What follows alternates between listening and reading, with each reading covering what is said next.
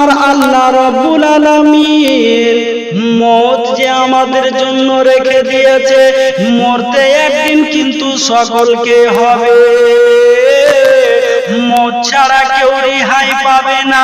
মওত কিন্তু একদিন না একদিন সবার কাছে আসবে। কেউ যদি বলে না আমি মরব না, আল্লাহ আমাকে টাকা পয়সা বাড়ি গাড়ি দিয়েছে, এই টাকা দিয়ে আমি একটা আমার থাকার ঘর তৈরি করব, আর ওই ঘরের মধ্যে আমি থাকব, আমি ছাড়া কেউ অন্য কেউ প্রবেশ করতে পারবে না।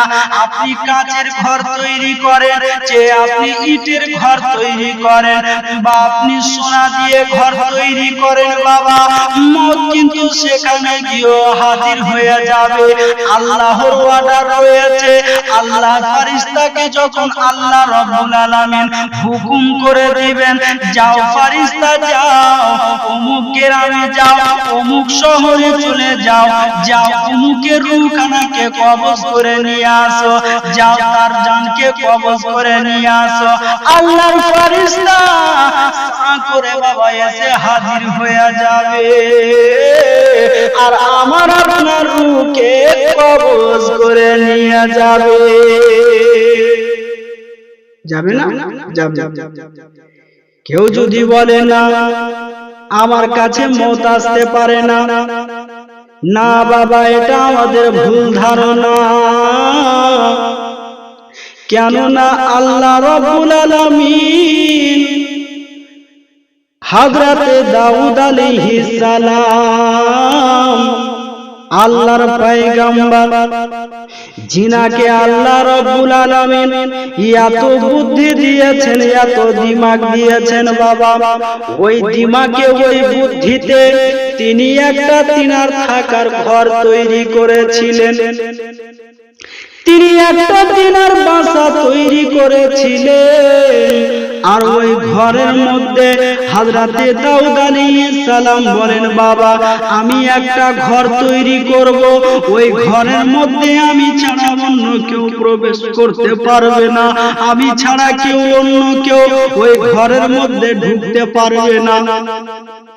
কিন্তু হযরতে দাউদ আলাইহিস সালাম আল্লাহর দেওয়া বুদ্ধিতে, আল্লাহর দেওয়া জ্ঞানে বাবা হযরতে দাউদ আলাইহিস সালাম একটি থাকার ঘর যেন তৈরি করলেন।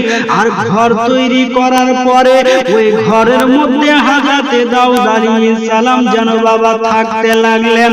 যখন বাবা ঘরের মধ্যে প্রবেশ করেন হযরতে দাউদ আলাইহিস সালাম, যখন আপনার ঘরের মধ্যে প্রবেশ করেন বা ঘরের ভিতর থেকে যেন আপনার লক করে দেয়, যখন আবার বাইরে বের হন তখন যেন আপনার বাইরে থেকে আবার তালা করে দেয়, লক করে দেয়। যখন আপনার কোন সফরে যান, আবার কোথাও যান, তখন হযরতে দাউদ আলাইহিস সালাম যেন বাবা ওই ঘরটাকে লক করে দেয়। হঠাৎ করে একদিন আল্লাহর পয়গম্বর হযরতে দাউদ আলাইহিস সালাম বলছেন, আমি একটু সফরে যাব, আমি একটু কোথাও যাব বাবা। এটা যেন হযরতে দাউদ আলাইহিস সালাম মনে মনে চিন্তা করছে, কিন্তু যখন চলে যাব আমি ঘরকে বাইরে থেকে লক করে দিব, তালা করে দিব। যখন আপনার বাইরে চলে গেলেন ওই ঘর যেন আপনার বাইরে থেকে বাবা তালা করে দিলেন। হযরতে দাউদ আলাইহিস সালাম বাবা সফরের জন্য কিন্তু বাবা বেরিয়ে গেলেন। যখন সফরে যান, যেন তিনার ঘরকে তিনি তালা করে দিয়ে যান, লক করে দিয়ে যান। এবার যখন হযরতে দাউদ আলাইহিস সালাম সফর থেকে ফিরছেন বাবা, তখন আর কি দেখছেন, ঘরের লকটা খুলে যখন হযরতে দাউদ আলাইহিস সালাম ওই ঘরের মধ্যে প্রবেশ করতে যেমনই যাবে, যখনই ঢুকতে যাবে হযরতে দাউদ আলাইহিস সালাম তালা খুলে দেখছে একটা লম্বা ব্যক্তি ওই ঘরের মধ্যে যেন আপনার আরাম করতেছে। একটা লম্বা ব্যক্তি ঘরের মধ্যে আরাম করছে। এখন আপনি বলেন, যে ঘরের মধ্যে হযরতে দাউদ আলাইহিস সালাম ছাড়া অন্য কেউ প্রবেশ করতে পারে না, ওই ঘরের মধ্যে লম্বা ব্যক্তি কোথায় থেকে আসলো? হযরতে দাউদ আলাইহিস সালাম আল্লাহর পয়গম্বর চিন্তা করছে, যে ঘর আমি তৈরি করেছি এই ঘরের মধ্যে আমি ছাড়া কেউ আপনার প্রবেশ করতে পারবে না, কেউ আপনার ঢুকতে পারবে না। কিন্তু এই লোকটা কোথায় থেকে আসলো, এই লোকটা কেমন করে ঢুকলো? একটা কথা বাবা ভেবে দেখেন, যে ঘরটা আপনার লক থাকবে সে ঘরের মধ্যে লোক কি করে ঢুকবে? কিন্তু যে ঘর লক ছিল, যে ঘর তালা ছিল, সেই ঘরের মধ্যে লোকটা কি করে এলো? হযরতে দাউদ আলাইহিস সালাম মনে মনে চিন্তা করছে, মনে মনে ভাবছে, এই লোকটা আসলো তো আসলো কোথায় থেকে? হযরতে দাউদ আলাইহিস সালাম আল্লাহর পয়গম্বর যেন ভাবছেন, আর ওই লোকটাকে জিজ্ঞাসা করছে, বলো দেখি তুমি কে? ওই লোকটা তখন বলেন তো আমি কে হতে পারি? যে ঘরকে আপনি তালা করে রেখেছেন এই ঘরের মধ্যে আসলাম কি করে? এই কথা যেন আপনার বলছে আল্লাহ তাবারক ওয়া তাআলা হযরতে দাউদ আলাইহিস সালামকে এত শক্তি এত ক্ষমতা দিয়েছিলেন বাবা। সেখানে দাঁড়িয়ে দাঁড়িয়ে হযরতে দাউদ আলাইহিস সালাম বলেন, আল্লাহর পয়গম্বর যখন আপনার আসমানের দিকে তাকালেন জানো বাবা, সাত তবক আসমান দেখে নিলেন, কেউ আপনার এই ঘরের মধ্যে প্রবেশ করেননি।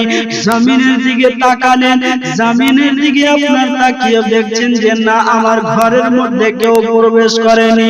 ডানে দেখলেন, বামে দেখলেন, সামনে দেখলেন, পিছনে দেখলেন বাবা, কেউ আপনার ঘরের মধ্যে প্রবেশ করেনি। কিন্তু কে ঢুকতে পারে?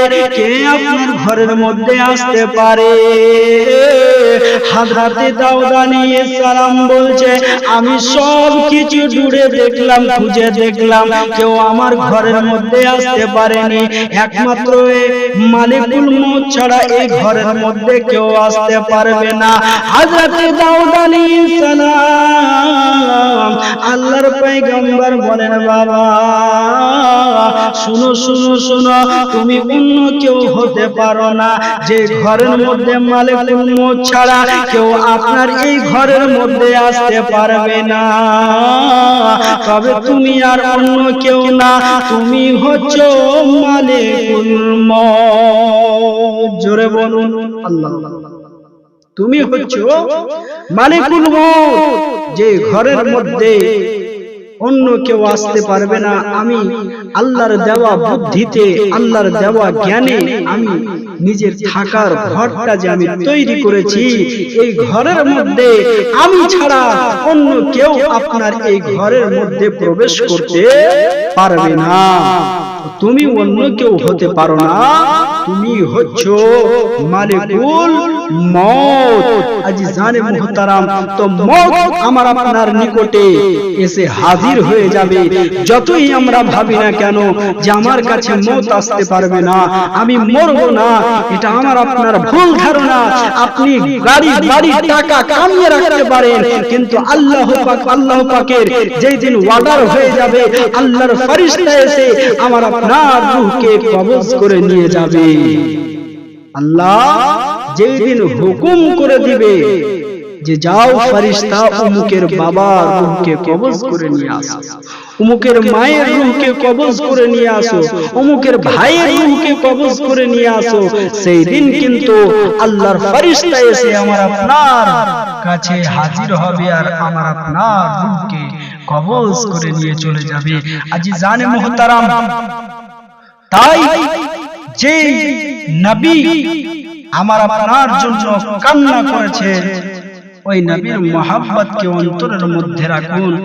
যদি নবীর মহব্বত, নবীর ভালোবাসা আর নিজের ঈমানকে আপনি মজবুত রাখেন, তবে আপনাকে দুনিয়ার পৃথিবীর বুকে তো দূরের কথা, কবরের আগুন পর্যন্ত আপনাকে টাচ করতে পারবে না।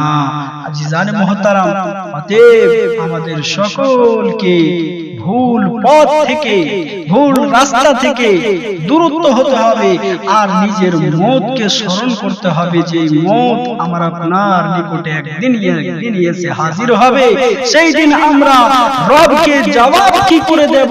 যেই দিন আমার আপনার রব আমার আপনার কাছ থেকে জবাব চাইবে, সেই দিন তো আমাদের জবাব দেওয়া মুশকিল হয়ে যাবে।